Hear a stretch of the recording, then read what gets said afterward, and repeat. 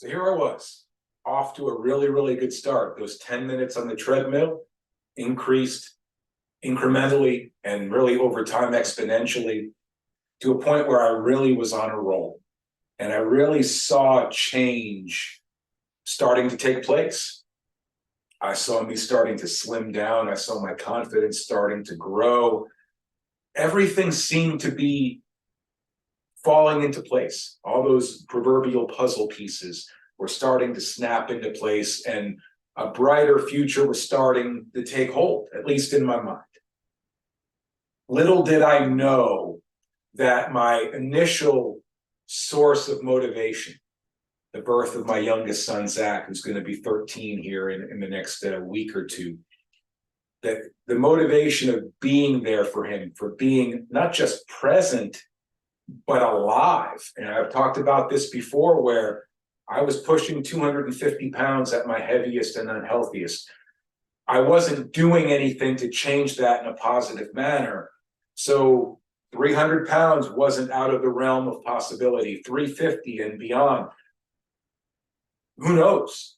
I firmly believe, and again, at the risk of sounding morbid, I firmly believe that I wouldn't be sitting here sharing my story today if I hadn't made change, if I hadn't hired a coach and who helped me affect change. I firmly, wholeheartedly, 100% believe I'd be dead and 6 feet underground.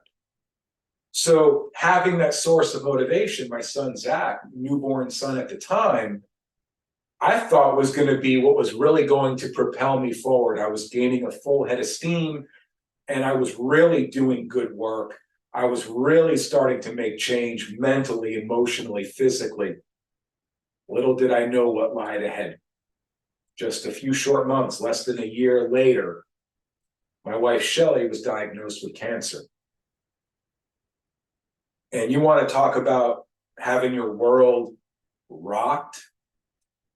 I'm not ashamed to admit that I shed more than my fair share of tears when, not just when we learned the diagnosis, which was right around her birthday in April, but every step of the way, because the highs and lows that she felt being in the position that she was in, I felt because I felt helpless, like I couldn't help her. I couldn't make the cancer go away. I was completely beyond my control. And all I could do was do the work that I needed to do for myself in order to be at my best, so I could be at my best for her. Because now we're talking about, she's got her own battle to fight. She had to have a complete hysterectomy. Thankfully, that procedure got all the cancer cells out, thank God. But she had her own battle. She had her own healing process to go through, her own change to go through. And I had to be there for her, and not just her, but for our family. I mean, it wasn't just newborn Zach. It was Anthony, who was a young teenager, Nick, who was younger, a few years younger than that. I had to be there for them. And for the longest time, I wasn't even there for myself, much less any of them. So I could have easily decided putting my health and fitness on the back burner, telling my coach at the time, sorry, can't do it anymore, and sharing with her the story of why I couldn't. But all that would have done was follow the same pattern I'd been following for 20 years. Believing that I had to sacrifice myself for the betterment of others. I had to sacrifice my own personal health and well-being to make sure that the personal health and well-being of my loved ones was taken care of.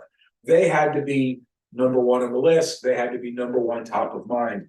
And to some people, this is going to sound selfish, but I couldn't do that. I had to continue making myself number one. Because no matter how many times I ask people the same question, what's the most important thing in your life? And they'll tell me their family or their career. I tell them no.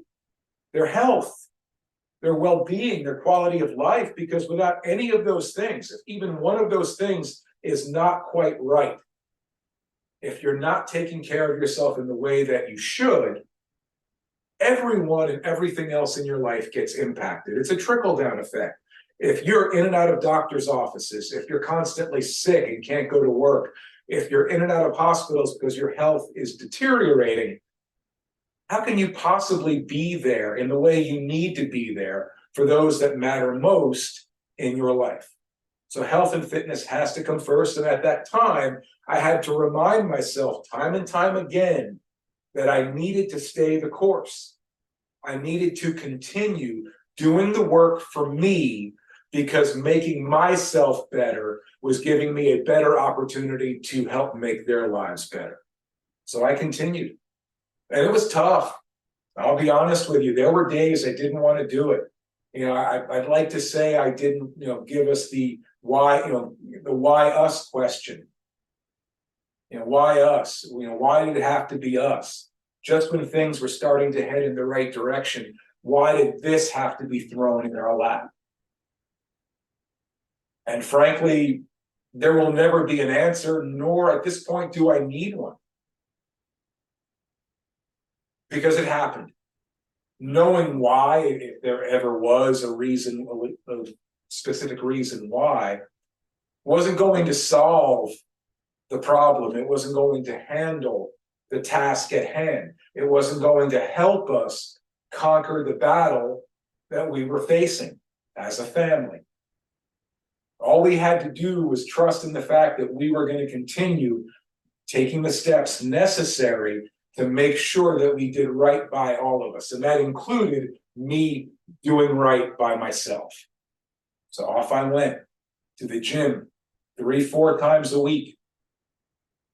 Every morning, after tending to my wife in the morning, after getting the kids off to school, making sure Zach was taken care of. He would used to come with me.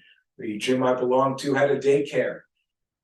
So I could bring him with me so he could go in there and hang out and play with other kids while I got my workout in. And it made my mind right. I know, and I say this, and I'm going to continue to say this no matter how much of a broken record this sounds.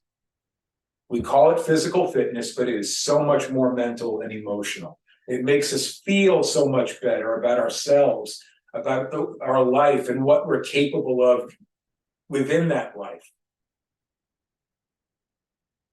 That to me, do I want to call it a blessing, what happened to my wife? No, not necessarily. I would have much rather something like that happen to me than to her or anybody that I care about. But again, it was one of those steps in the process. It was something that we had to go through to get to the other side and be better for it and be stronger for it. And I know, my wife now, knock on wood, is over a decade in the clear. She hasn't had any issues with that since, which is great. We want to keep it that way. But we think back on those days and realize that that's something we had to experience, we had to go through to make sure that we were living life the way we needed to. To me, it was a constant reminder of take care of yourself so you can take care of those that matter. Little did I know, segue, that it was going to open up so many doors. You want to know what the first door is? You're going to have to join me next week. Until then, always remember, fitness is our business.